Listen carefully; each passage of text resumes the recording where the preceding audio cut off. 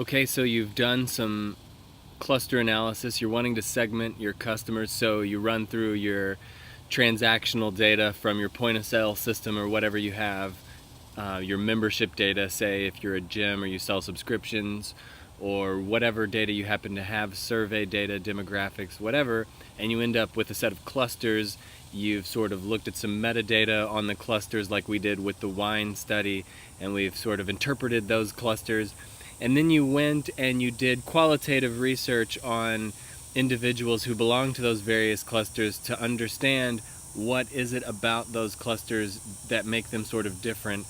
Qualitative research helps us sort of look beyond the numbers and understand on a human level kind of what makes them different. It helps us tell a story about what makes, say, a particular segment different from another segment. When you're done with this process, somebody actually has to use this research, and those people are going to be the strategists, the copywriters, the creatives, and PR people, say writing press releases. They want to know who their audience is. And when you're doing segmentation, right, you have multiple audiences, so they want to know who their audiences are. And the end product here is a persona. So you've probably seen them before.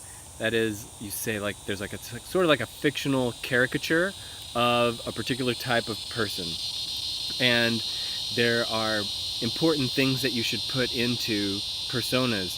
They're really meant to summarize maybe some research a little bit.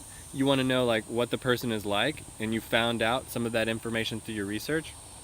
But you're also trying to inspire the people who are creating the messages to create a good message. So you want to put information on there that is inspirational. So you can, I'm looking at Chris Kosek's Practical Pocket Guide, and I will give you guys an excerpt of this in the course files, because I want you to look at this. This is sort of like a template here of what might go into a persona. And you can see here, this top headline here, developing personas. You might need that information later. So you can see you usually have a profile pic, and you'll want to have a picture of the person that maybe tells something about them, right? So you see somebody wearing a Hawaiian shirt, like a man with gray hair and a Hawaiian shirt and a hat. That's going to be different than, say, a woman wearing jewelry versus a man wearing hunting clothes and camouflage. That gives us an intuition about what this person might be like and how it might be, how we should talk to them in our message that we're creating. So we also have these demographics, right? Age, education level, job title, etc.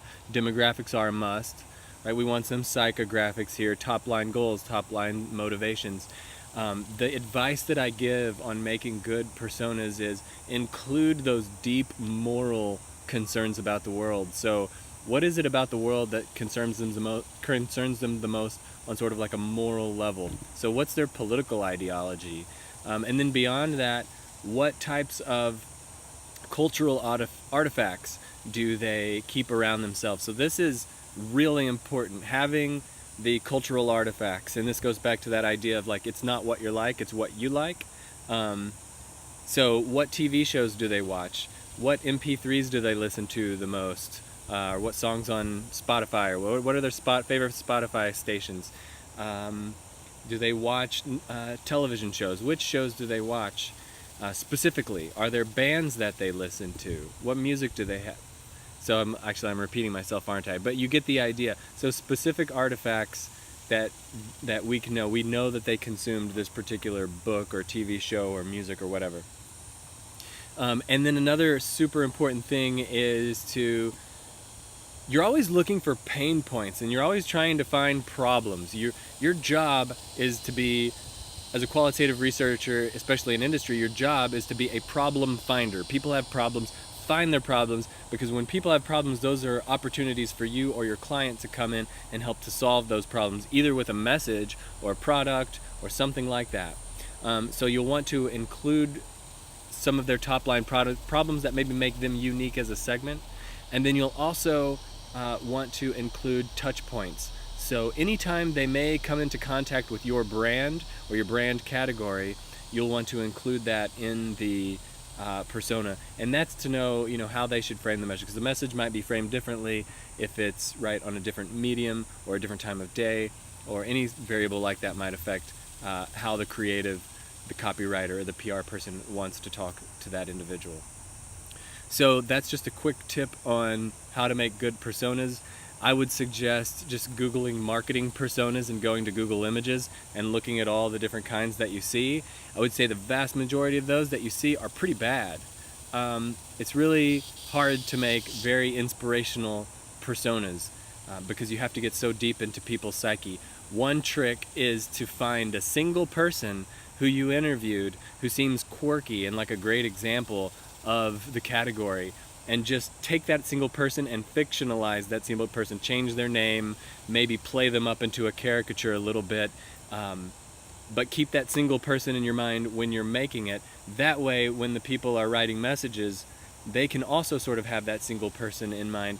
When you use a real person, the persona ends up being sort of like more realistic.